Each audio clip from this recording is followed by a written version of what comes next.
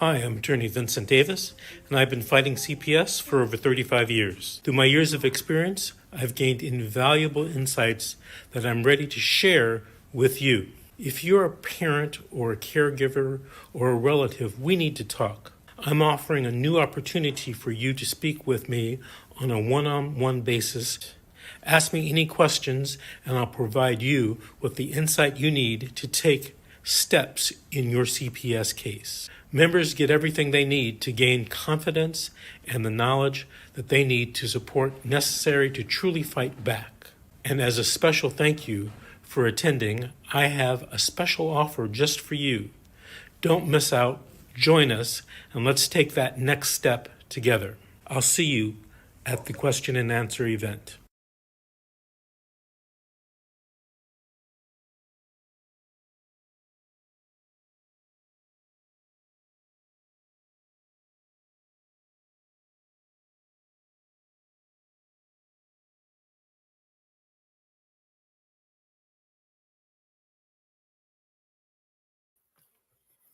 Good evening and welcome. I'm Bob Pace. I'm your host. And tonight we're here to fight CPS and stop taking our children. Now, you just heard from my attorney, Vincent W. Davis, who talked about a Zoom podcast that's going to happen this Saturday at 10 o'clock. There's links of how to register for it. And there's a link for Skool, the membership in his school, and also a link for registering for the Zoom meeting where he'll help you out and give you insights and whatnot there. Now, it's really important that you try to get as much as you can from attorneys. And Mr. Davis is one of the top ones around. And I'll talk to you about him in a few minutes. You found me on Facebook, Fight CPS Bob Pace. I have two shows. I'm on twice a day. The Fight CPS Bob Pace is in the morning. And then Fight CPS Stop Taking Our Children is at nighttime. That's 7 days a week.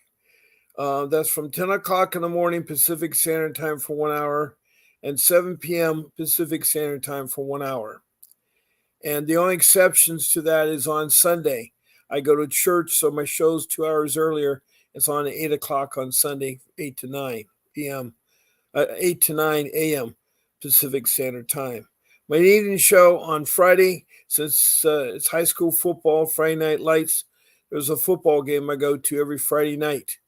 And I will tell you about the time that my podcast will start on Friday. It will be a couple hours earlier, but I'll give you the time as we get closer to the date.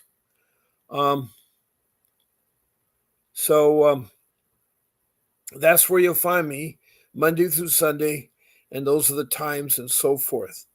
And I really welcome you all to this room, this podcast, because you will find things that I can help you with. I'm not an attorney, but I have 15 years of fighting CPS. I, too, was duped in fooling that CPS would help me, and my children were trafficking by CPS, and they were alienated by CPS. In fact, one of my children is gone forever, and then my home, I had to sell my home to get money to finance to get my family back together. And I lost my home that had worked for 45 years. It was a beautiful home.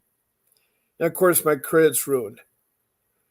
And one of the biggest things, the challenges I'm facing at my age, a dinosaur, at the age of 60 in 2010, I lost my job after working, for 45 years. And, I started at the age of 15. So at age 60, I started getting involved with CPS. And after 5 years, it got worse. Where in 2005,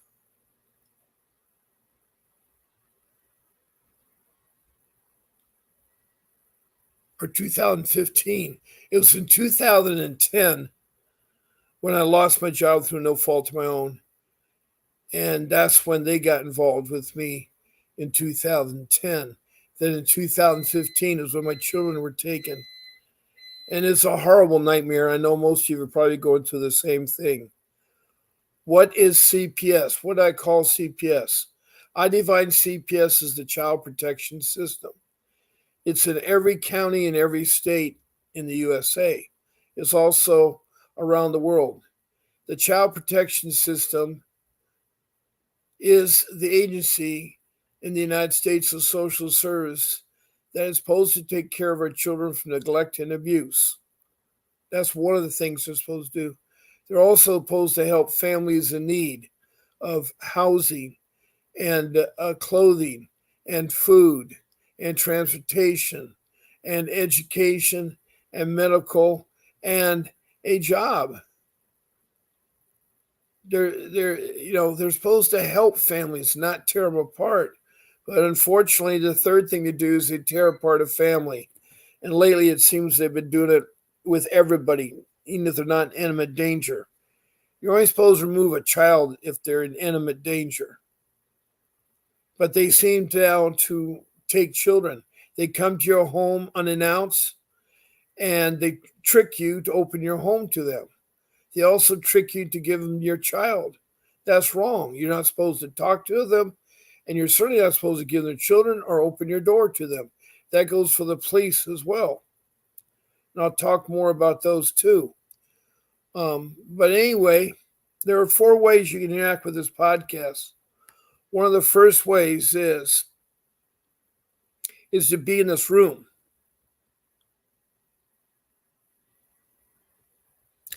Now, I have no idea why that came on there. Wait a minute. I got something else loaded there by mistake.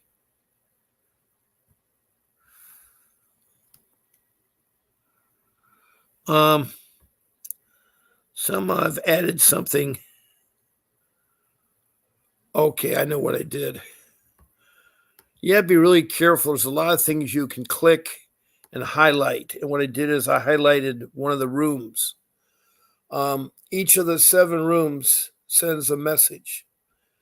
And I had highlighted that by mistake and loaded up on the screen.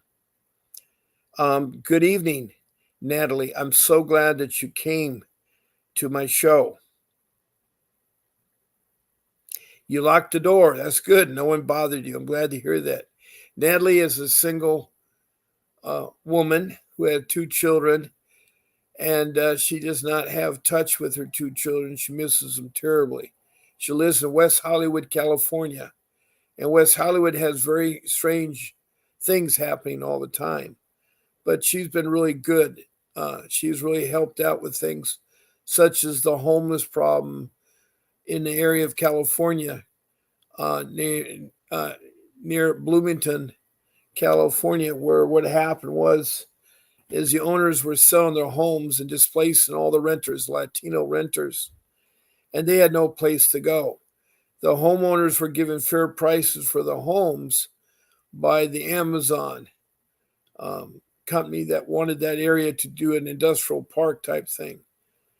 Unfortunately, what people forgot was renters. And I know that another person that happens in my room all the time is Faye, and she's in a similar situation. You see, when landlords sell their home, get rid of the home, they don't think about the renters. And suddenly those renters will have to become homeless because, like with Faye, she had lived in the house for 14 years. And those Bloomington people may have lived in there 5, 10 years. And when you sell the home, they don't, there should be some compensation where they found a new place so the new owners would rent to them or something like that. But that's the sad part. There's a lot of sadness that happens around here, and I'm going to try to be cheerful and make everybody happy. Now, the first way to interact with this podcast, why is that? Every time I touch something, oh boy. You cannot put your finger on the touchpad. It's so sensitive. So, by being in this room, that's your first step. And this room is interactive. You can use emojis like thumbs up, smiley faces, hearts to express how you feel. Then you can also send me stars. And then you want to check the subscription box to subscribe to my podcast and also the notifications so you know what I'm on.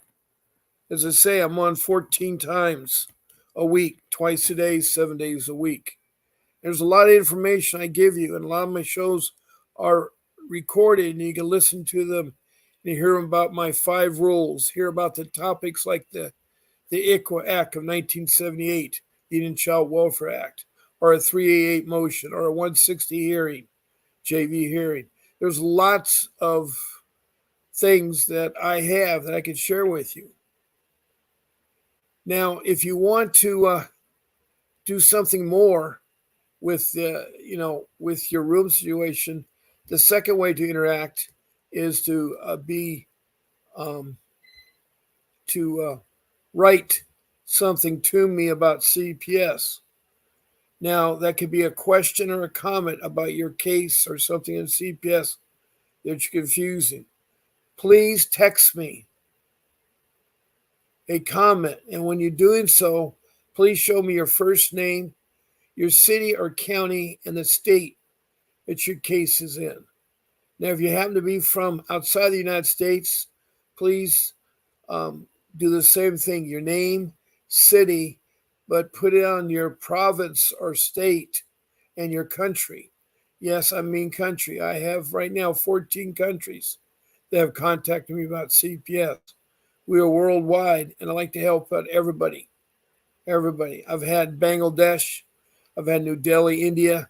I've had a country in the Middle East that was in Arabic, and I'm sorry I don't speak Arabic and I couldn't make out what country it was. I've had the continent of Africa. I've had Liberia in the northwest on the coast, Rwanda in Central East Africa near Lake Victoria, Mozambique on the east coast opposite Madagascar, and the west coast province of South Africa. Then going up to Europe, I've had England, Scotland, Wales, part of the United Kingdom, and Denmark and Sweden. Then across the pond, I've had North America. I've had Canada, several of the provinces there. I've had the United States, all 50 states, including Washington, D.C., that is either called in or texted about their case. So I know firsthand what's going on out there. I've talked to over 500 some people. And you're at the right place here because it's not going to cost anything to listen here. And I know that money is a big factor in your life. It is with me too. I know what you're feeling. I once had a very well-paying job and lived in a very beautiful home. Unfortunately, the child protection system made it a nightmare of my life and ruined my life. In fact, I think that's one of the reasons why they can't hire him, because it's CPS has maybe put some bad things about me. I don't know. But please text in a comment or a question. And also, if you could tell me at the same time your family structure. Are you husband, wife? Are you girlfriend, boyfriend? Are you lovers? Are you partnership? Are you divorced? Are you a single parent? Are both parents involved with the kids?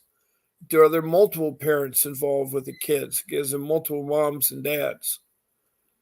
Furthermore, what are the allegations? And a little bit of detail, not just neglect and abuse. And then how were the children taken from you? How were they taken from you, if they were taken? And then where you at on your case? Where you at on your case? You're at the beginning, the middle, the end, where you at dependency hearing, things like that. So that's the second way to interact, because you're going to help anybody in this room who comes in to listen, because they need help too. Everybody in this room needs help. It's not a very pleasant environment. Now, a third way is you can be our guest. We love to have you guest. I have 9 spots. I can show 10 people window here. So that's 9 slots. I can have you up there as a guest. All you have to do is contact my show producer. Her name is Grace. She works really hard behind the scenes. I want to thank Grace. And to contact Grace, you email her at grace@vincentwdavis.com. That's all spelled on the screen there. That's grace@vincentwdavis.com.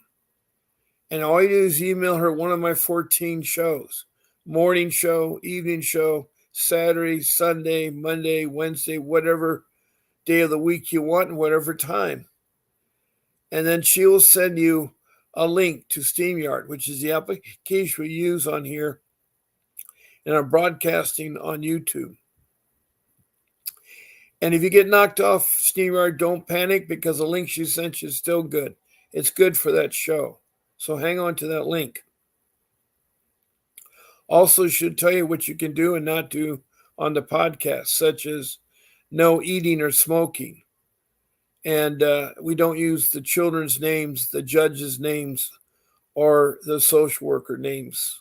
We're talking about our case.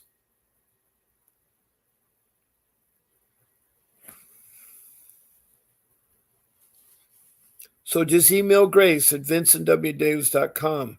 The fourth way is the call-in to my phone, my personal phone. And I have an office number that'll connect you up directly. And I'm going to put it up. It's 626-698-0990. And that is my office phone. I have it on Vantage. That's the application we use.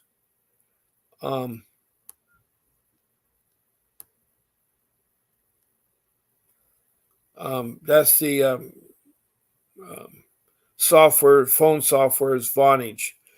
Right now, the texting part doesn't work. You can't text out or text in. The phone part does.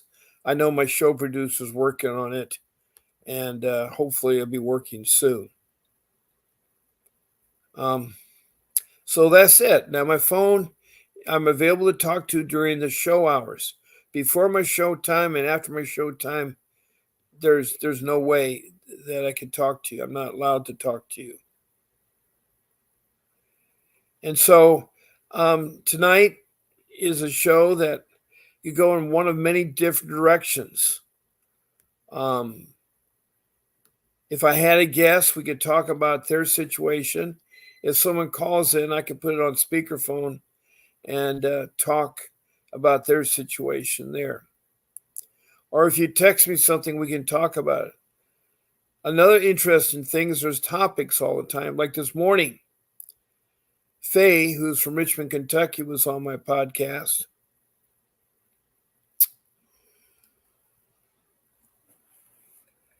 And we read some questions about from Dora. I'm sorry, from Katora.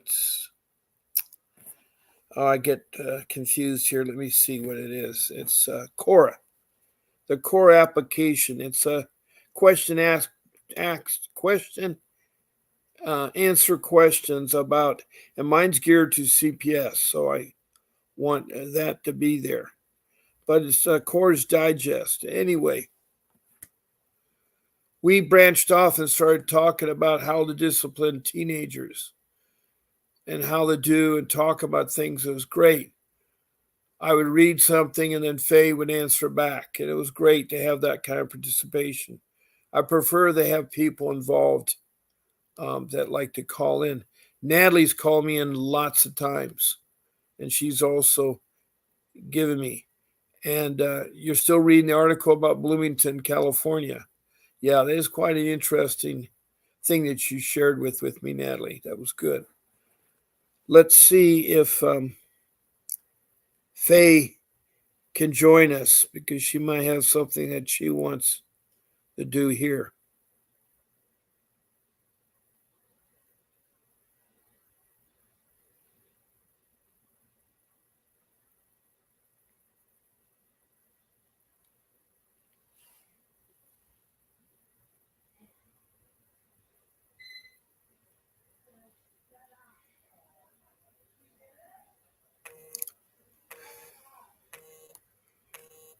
Oh boy. I says I have 2 missed calls. Did someone try to call me earlier? Is that you, Natalie? Hello? Yeah, hi, Natalie. Hi, Bob. Did you have something new to talk about tonight? Well, yeah, I read about another article on Bloomington and how there are some people that want to stay. They were like an elderly couple.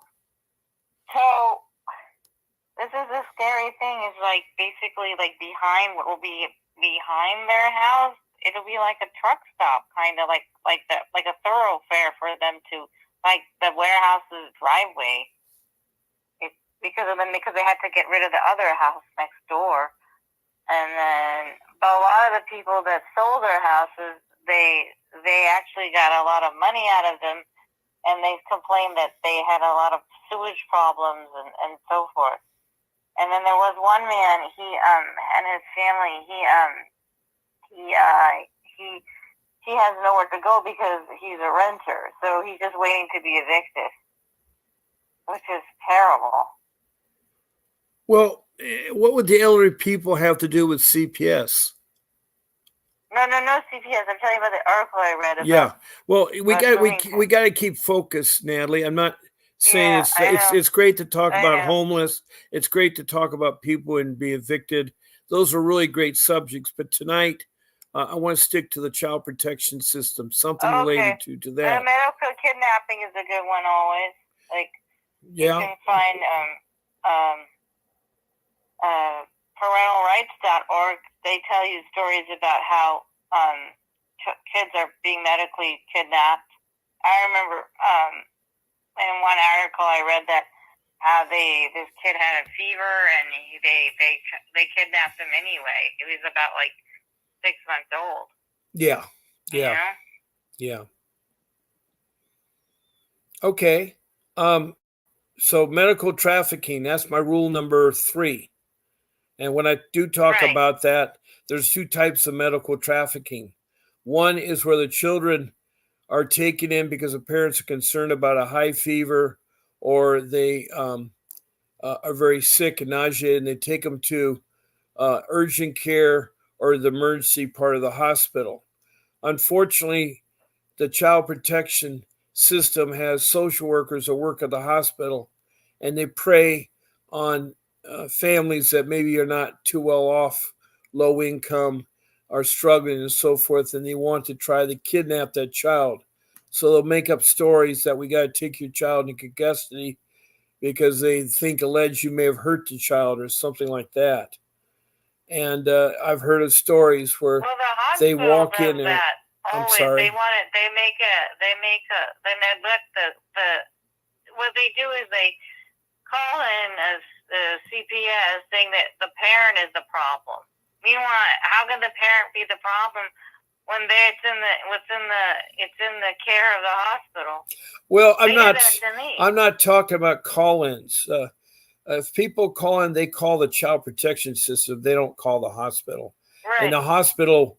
No, I'm talking the hospital does that. They will call CPS on the parent. Well, they do if it's suspected neglect or abuse. The problem being is that they are professionals, and all professionals that deal with children are required by law to report neglect or abuse. So if the child comes in all beat up and lacerations, if the parents don't have a good answer, they will contact CPS, but they don't have to do that anymore because now CPS is working in the hospital. They have a social worker, and they'll come in there and try to take your child, which is all wrong because you don't want to be involved. You don't want to give your child to a social worker yet. You need to have your attorney present. The other part of medical trafficking is you're going in the hospital to have a baby, and they want to come in and take your baby. Well, you just express the baby out, and the umbilical cord still connected, and they want to grab the baby. Those are the medical trafficking I'm talking about. These weird cases where the social worker that works at the hospital will say they test the mother and she tests positive, and right away they want to take it. No.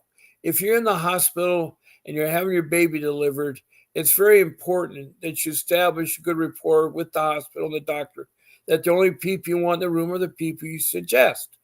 The child protection system and the police are not those kinds of people.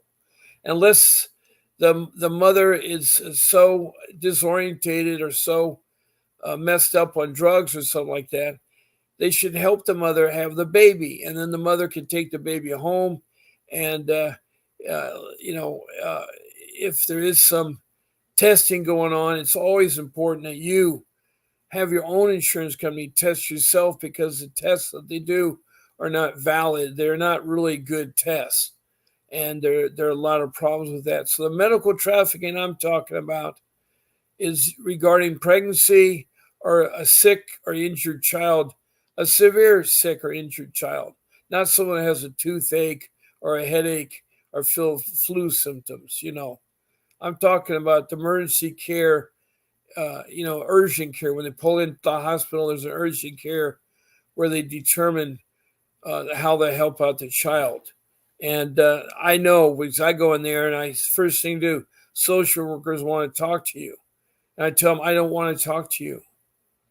And that's none of your business. And I didn't solicitate you. So I'm just trying to say is that you got to be careful of medical trafficking. Okay?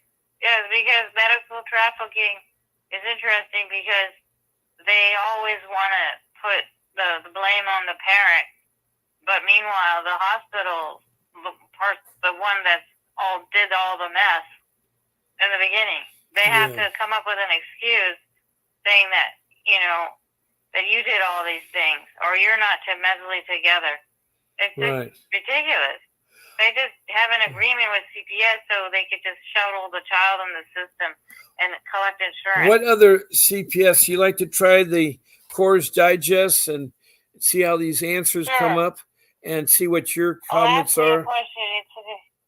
Okay. I'll just go ahead to Coors Digest. I have my cat here. Cat says hi. Hi. All right. Hi, Cat. All right. Her name's Hitler. Oh, okay. I don't know why you want to call your cat that name there, because I think it wasn't my idea. It was my friend's idea. She was about your age, and she overdosed on fentanyl. So she also got involved with CPS herself because she spoke up against them. Yeah. So it's sad. Well, here is a Coors Digest question. The question is, my court is tomorrow at 9 a.m., but my attorney said to show up around 1 p.m. I do not live in a different county, and he says it's because, and this is what he answered. He says, and by the way, this is from Austin, there are a few basic rules of being in a courtroom, especially when you're a defendant. Show up on time. If the court docket says 9 a.m., be there. If your attorney isn't, when you go up in front of the judge, tell him that the attorney said to show up around 1 p.m. and you have no idea what's going on. Maybe your attorney is hoping to get you moved onto the post-lunch docket. The judge doesn't have to let that happen. You're better off spending 4 hours hanging around outside a courthouse than you are getting hosed for not showing up. I think that's important, for not showing up. When you have your dependency. Showing up. Yeah. I had something similar like that happen to me, where they told my therapist to wait, and they would call her. But she didn't understand. She just waited in her house or office next to her phone, thinking that the court would call her. No. She didn't show up to the court.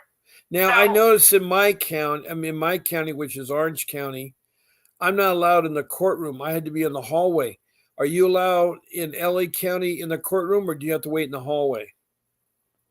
Why do you have to be you're the parent. You should be in the courtroom in LA County. Well, they don't do that in Orange County. They don't want to. Over there in the children's court, Edelman, they let you go in the courtroom with your attorney.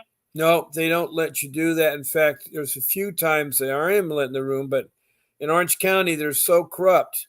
They don't want the parent in there, because if you're using a court-appointed attorney, you're going to see all the mistakes he makes. Also, if you got your real attorney, that's a different story. You should be in the courtroom, but that's the sad part I had with my case. I had to sit in the hall while they would talk behind closed doors, and I never got to hear what the attorneys argued about or what my court-appointed attorney did. And I mean court-appointed attorney, that's when you get an attorney given to you by the court because you can't afford an attorney. The downside of using court-appointed attorneys is that they are just criminal lawyers. They're not dependency juvenile family lawyers. They don't have the background it takes to fight CPS. And they're certainly not going to fight for CPS because they don't get paid very much, and they have 30 or more clients that they're seeing at the same time, and you cannot talk to all 30 people at once. It's ridiculous. So court-appointed attorneys should be... I never heard of anything like that where you don't go in the courtroom. That's against your rights. Well, I'm still investigating that, but I know my wife and I had to sit on the benches as well as everybody else that was supposed to be in the courtroom. We were surrounded by a lot of third world countries, meaning that they just came across immigration and they've already got in trouble with CPS. So I couldn't even understand the language. I mean, it's like Cambodia or Costa Mesa or Venezuela or Brazil. They're all different languages. Like Brazilian is Portuguese, but it's Brazilian Portuguese. And the Spanish, there's Castilian Spanish, there's formal Spanish, there's Mexican Spanish. It's very confusing. So I found the proceedings wrong because I think you should be in there the whole time. But those people need an interpreter. That's the law. They have the right to ask if they're for not an in the interpreter. if they're not in the courtroom, they don't need an interpreter. The sad part, that's against their rights. Oh, they violated their rights. They can't be in the courtroom. Natalie, I don't know who made that idea. you don't understand. That's what CPS does all the time. They violate your constitutional civil rights to get away with it. They get away with it. And I know they do that in LA County too. But like with you were arrested, alleged to have a mental problem. And they took you for 72 hours at a special hospital to be observed. And I know that when you went to your first court hearing, were you allowed to be in the courtroom? Yes. And did you have a court-appointed attorney? Yes. And how did that court-appointed attorney, how did he work? Was he a good attorney? She was okay, but I mean, she just wanted to get out there, not do much. So they didn't have her too long. They want to get over the case right away because they have so many other cases. But in Orange County, you're not allowed in the Orange County dependency courts. It's a shame because you should be. Also, you are guilty by the CPS social workers when a call is made either by a professional or by a layperson. You're guilty of whatever the abuse or neglect is, and you have to prove your innocence. That shouldn't be the case. You should be innocent till you're proven guilty. You should not be guilty and you have to prove your innocence. And that's another negative thing to do. But they wanted the social worker to be the arm of the court. And in California law, they've passed a law saying that hearsay is admissible in children's court. But in other courts, they're not. Well, that is true. Hold on a second. Hold on 1 second, please. Hello, this is Bob. Hello, Bob. Oh, hi, Brianna. I'm on another call. Let me go ahead and end the call, Brianna. Hold on, okay? Hold on, okay?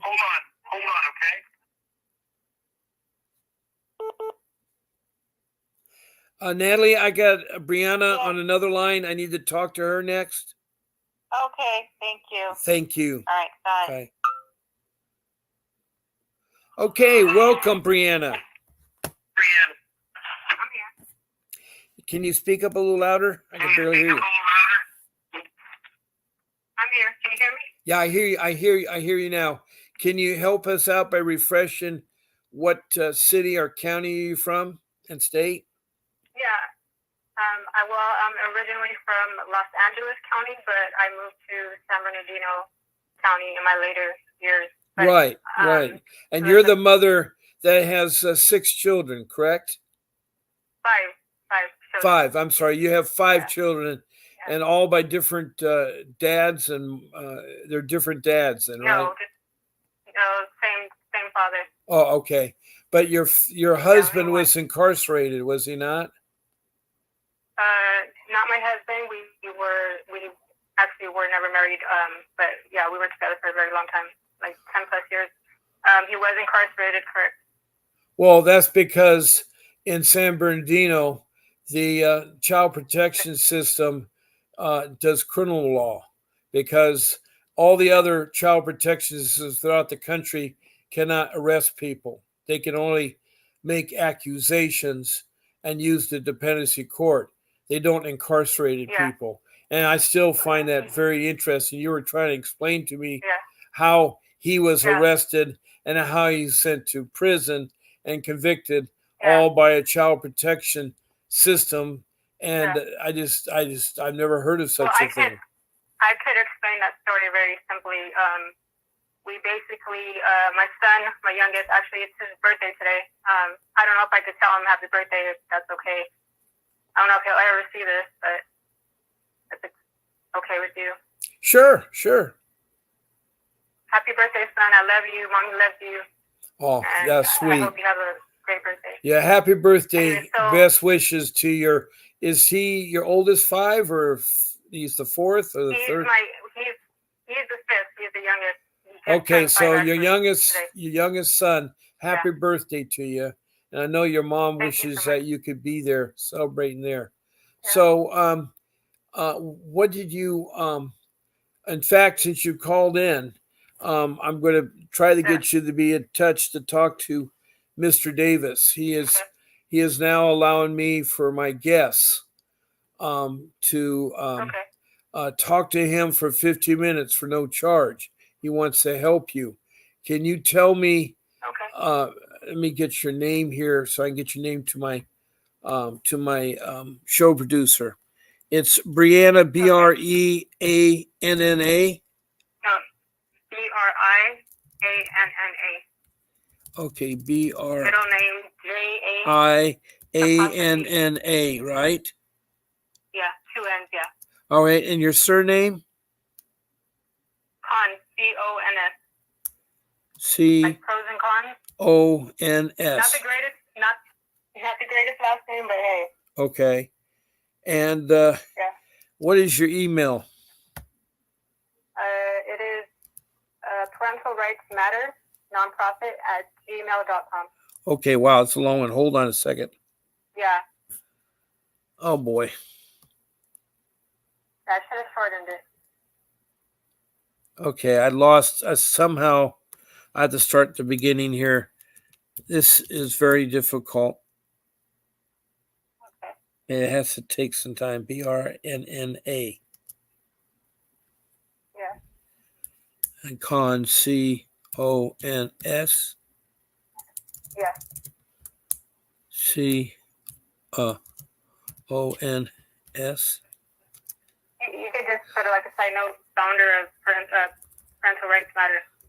Well, we're not here to do political groups. We're trying to help you as a parent get your children back. That's what we're trying to do here.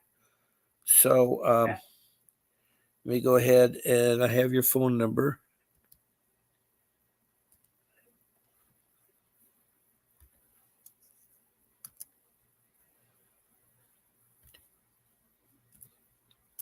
Sorry if you hear music in the background. I take care of my grandmother, so she likes to listen to. Yeah, I don't have that. I know you said your grandmother likes to listen to music, so. Yeah. Now, go ahead and give me your email one more time. Oh, okay. You know what? I could give you a shorter one. Let me see, because I have so many. We can go with Bree. It's B-R-E-E. Yeah. Cons, C-O-N-S, and then 7589@gmail.com.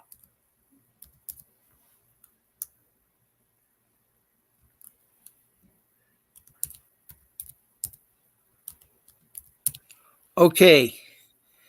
I have it Bree, BREECONS at 7589 at gmail.com. You are correct. Okay. Now your case is still active, right? Technically, no. My youngest is the only one that I'm still basically fighting for because I don't know where he's at, and I'm at least trying to get him visitation with his brothers, his siblings, basically.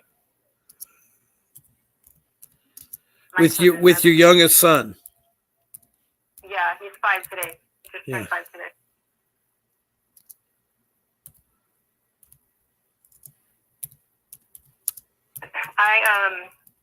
I begged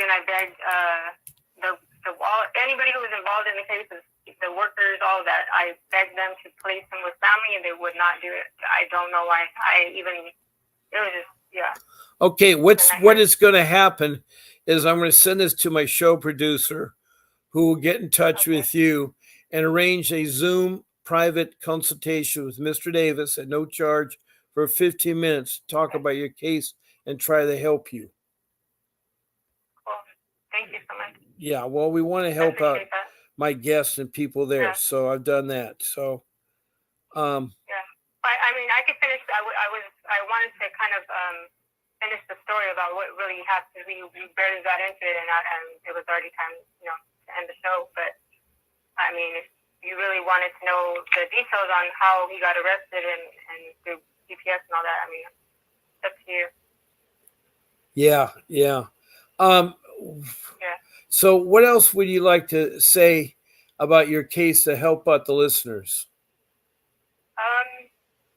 Basically, no, you're right. And main importantly is get an attorney like Vincent W. Davis, because you're going to need somebody who knows what they're doing, Right. So that's I mean. Do you remember when you were first approached by the child protection system? I sure do. Was it a phone call or was it a knock at the door? I was in the hospital after having my firstborn child. Okay. Your child number one. I didn't get a knock on the door. I've never gotten a knock on the door since it's always been in my hospital. Now they came at the hospital. Now, was that a CPS social worker there, or was it somebody from the county of San Bernardino? Yes and no. The first time it was a county social worker, which means for those people, thank you for saying that, because that's a great point. They have what's considered a county social worker, which is a social worker that is not on site, because they do have hospital social workers at the hospital ready to go. I believe they're there like 24/7. I'm not sure if that's correct or not, but from my experience, the very first time I ever had any interview, But that was a social worker from the county, not from the ongoing social work at the hospital. Now, did the doctor reported a abuse or neglect on you? No, it was somebody calling in. It was an anonymous phone call that. So it was a common lay people. You see, for all my listeners out there, there's two kinds of reporting people. They're the lay people, who are like your family, neighbors, relatives. Those are lay people. Professionals are your doctors, teachers, nurse, law enforcement, those kinds of people, caregivers. They're required by law because they went through schooling to learn about neglect and abuse, and they're required by law to report if they see it or observe neglect or abuse in a child. Now, in your case, this was a lay person. Was this lay person? Was this lay person have something against you?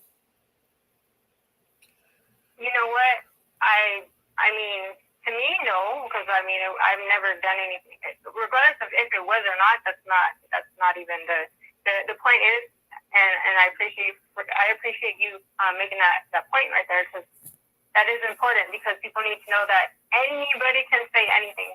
Anybody can call in and say anything. It doesn't even have to be like a fact, or even if you were fighting, let's say you were fighting with your best friend or cousin or sister or whoever. It just means that anybody can say anything at any given time, and it doesn't even have to be true. Which most of the time, it really isn't. It's those calls are just based on, you know, weirdos or people who just need to get a life. But it's the fact that it's reported to a mandated reporter, which is automatically has to be investigated, and that's what starts, you know, the Pandora box of just. Well, in my case, I did not know this, but my in-laws were calling in once a week with allegations that me and my wife were not taking care of our children. These were my wife's mother, father, her 3 sisters, and her brother. And they're from out of state. And they were calling. How did you find out? Pardon? Don't mind me asking. Oh, because How did you find out? I put 2 and 2 together. And by being on the show, it took me 15 years because it started making sense, because I did not know, because they don't tell you that. You see, I think that allegations, if they're made, should be in writing and signed by the individual making the allegation. So that way, if they're proved false, they can be contacted for repercussions against them, because it's wrong. Because a lot of people, the lay people, will use it to retaliate a neighbor. For instance, they don't like the way your yard is encroaching their yard, or your dog's too noisy. So they'll make up a wild story that your child is abandoned in your yard.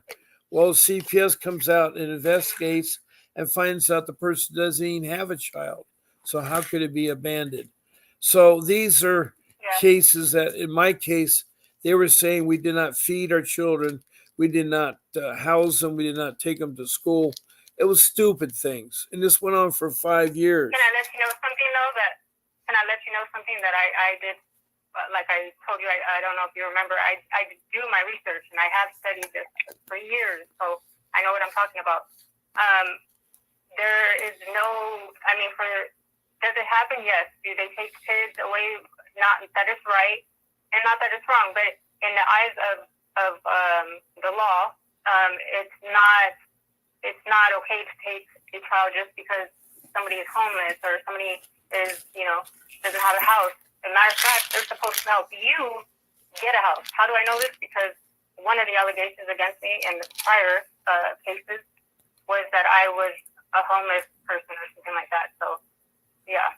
Well, being homeless is not necessary neglect or abuse.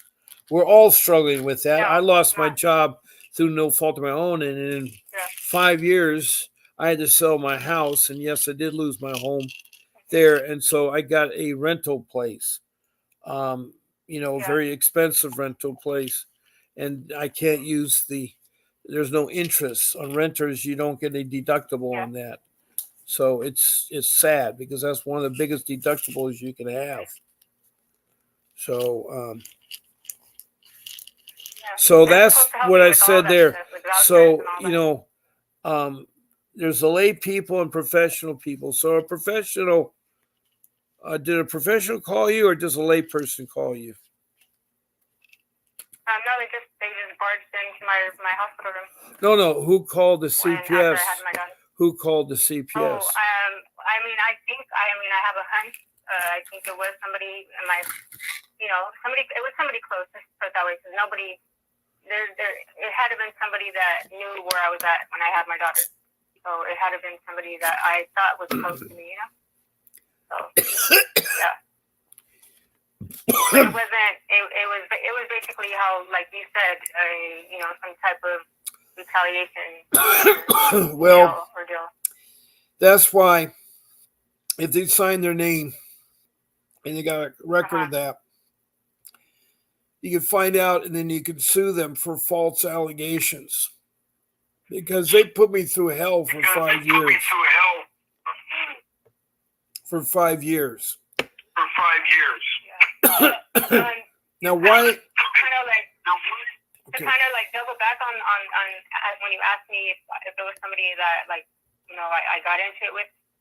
No, but fast forward like into the case, just not just with the first, but with all my kids basically, except for my youngest.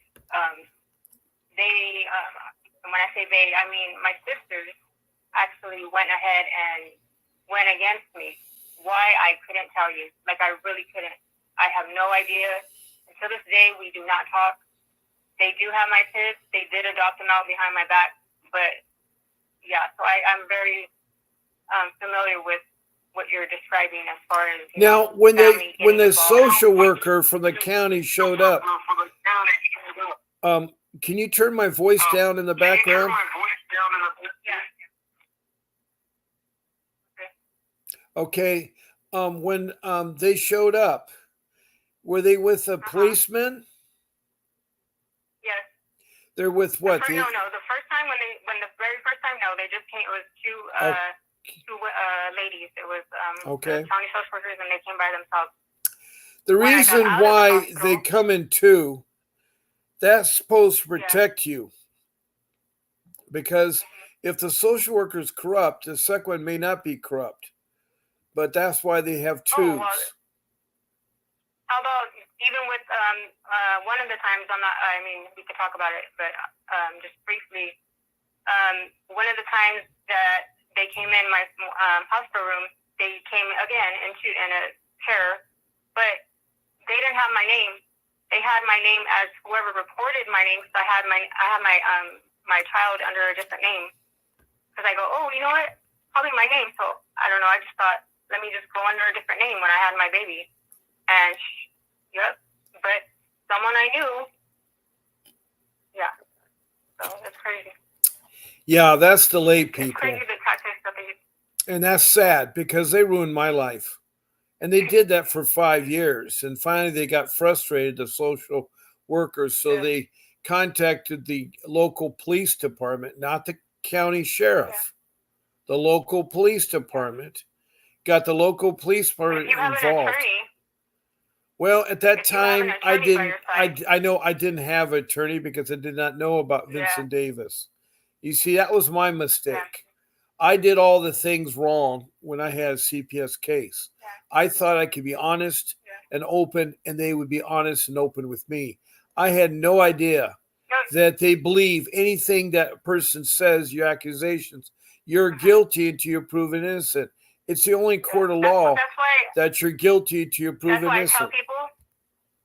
I tell people all the time, whoever, I talk to about if they have a CPS case, I tell them, I know you want to be honest, and that's great and all, and that's fine and dandy, but when it really comes down to it, they're not your friends. They are not your, no, I don't care if they pretend to be, and they'll even sometimes, and I have my own experience where they'll tell me, they have told me, if you don't, comply with me, or if you don't cooperate, we're going to take your kids away. And even then, when they do that, do not tell them anything. That's just my advice to the listeners out there. Well, the rule is you do not talk to social workers, because anything you say will be used against you. And you should only talk when you have your attorney present. But most people don't get an attorney because they don't have money. And right away, that's one of the first questions they'll ask is that, do you have an attorney? Yeah. So I tell people, you can also buffalo them and say, I do have an attorney. I need to get him, and we need to have a meeting separate. What you can do if they barge into your room, you can say, we need to make a meeting at a neutral place, McDonald's or Starbucks. Go ahead. I had I'm just going to tell you from experience. I understand what you're saying, but that's not, from my own experience, that's not what happened with me. I actually had an officer, literally, while I'm holding my newborn baby, mind you, I'm in the hospital with, my wristbands and all that. And the police officer literally came up to me, Bob, and came up against and pushed up against me and my child, okay, and said, hand over your baby, or I'm going to arrest you for, I forgot what the heck he said. But anyways, nonetheless, a police officer The abuse it's of my- powers. Police officers have a bad habit of abuse of powers. Yeah, so I just wanted to say that to. No, I understand. You know, I know what policemen do. They'll physically say they want to arrest you. For instance, Natalie, who's on the show before you from West Hollywood, yeah. was arrested because suspected she had a mental problem, and so they put her in 72 hours. And they can do that. They can do that. I did not know that, but they can do that. And a lot of times they'll do that. And it's sad because these social workers have a different agenda. I keep telling people we have to remember they want to get money. It's $1 trillion business. They need to buy their clothing, their bonuses, their cars, accessories. They're given incentives and bonuses. And it's trillion, not billion, not million, but $1 trillion business. Oh, it's trillion now. Wow. Yeah, I want to tell you that it is. For instance, in my case in Orange County, I had 3 of my children that were trafficking into foster care. And by the way, trafficking is illegal, but that's what they do. Yeah. And they weren't in danger. They weren't in danger. These were young children. The ages were 9, 12, and 15. Oh. And The younger, the better to them in their eyes. It's sad. 15. Well, I don't know if it's younger or better. Whereas all I know is that my 3 children were trafficked by them. And what was so sad about that is that, you know, they weren't in intimate danger. They were not in intimate danger. No, they were tried to, but no. My kids were taken from their school where they're not in danger and placed into a foster care shelter next door to the juvenile prison. The only problem is the play yard of the shelter and the play yard of the prison were next to each other. So the prisoners, and these are juvenile kids 17 and under, can expose these children to drugs, all kinds of things, because in our prisons, drugs are found all the time. Corruptness in prisons are bad. You know, if people think for anything, for a foster child, the statistics are like, oh my gosh, it goes crazy numbers of the things that they're exposed I to, agree. things that could happen from. I agree. So it is a hard decision. So when this policeman came in and barged you and demanded your child, what was the threat of arrest was going to be? I believe it was. I think it was resisting the police or something. Okay, then the question should have been. I automatically, The question should have been: did he have a warrant? No, he did not, and I did ask him that, and he didn't. And what did he say when you asked him for a warrant? They claimed extrament, and to do that, they claimed, which wasn't even true that part either, but they claimed without a warrant that it was extrament circumstances. I said, "What were your extrament circumstances are then? What are they?" And what did he did say? not answer me, and I never got an answer for any of that. Did you ask to speak to a supervisor? I sure did. I was actually. And did they bring you a supervisor? No, they basically kept me against my. They held us in the room against my will. I was already discharged. I was literally discharged already with my newborn son. Okay. And they literally it was crazy. Yeah, this is interesting what you're telling me. It's it was crazy. not a happy story. No, it was one of the most traumatic times walking out of the hospital with my son's car seat empty, you know? Yeah. And all his baby stuff and no baby to. Well, Brianna, I am really happy that you called in, and I feel for your case. I'm running out of time here. I have to end my show at 9 o'clock, and it's at 8 o'clock, and it's 8 o'clock now. So I want to thank you for calling in. And if you haven't heard about Vincent Davis, you can email Grace at vincentwdavis.com. I have his information. Okay. All right. So hopefully Mr. Davis can help you for 15 minutes. Yeah. And then thank you though. I'd like you to be, the call in. That was great. I hope you continue to call in and share your story. And thank you for telling me all the ins and outs of the action, because a lot of people will hear this and they will help you. They will help you. So all my listeners. But that's what I do, Bob. That's what my job is now. Right. Nowadays, my job is I wake up every day and that's all I do really is my job is to help parents out there that have gone through the same thing, and I don't want them to go through. Yeah, I have to sign off anyway. Natalie, thank you for calling in. Natalie's been listening too. So God bless all of you. Hi, Natalie. Nice to meet you. Keep fighting for your kids, and I'll see you tomorrow morning at 10 o'clock Pacific Standard Time. This is Bob Pace signing off.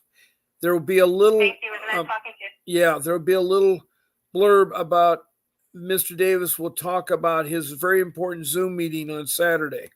Hi, I'm attorney Vincent Davis, and I've been fighting CPS for over 35 years. Through my years of experience, I've gained invaluable insights that I'm ready to share with you. If you're a parent or a caregiver or a relative, we need to talk. I'm offering a new opportunity for you to speak with me on a one-on-one basis. Ask me any questions, and I'll provide you with the insight you need to take steps in your CPS case. Members get everything they need to gain confidence and the knowledge that they need to support necessary to truly fight back. And as a special thank you for attending, I have a special offer just for you. Don't miss out. Join us, and let's take that next step together. I'll see you at the question and answer event.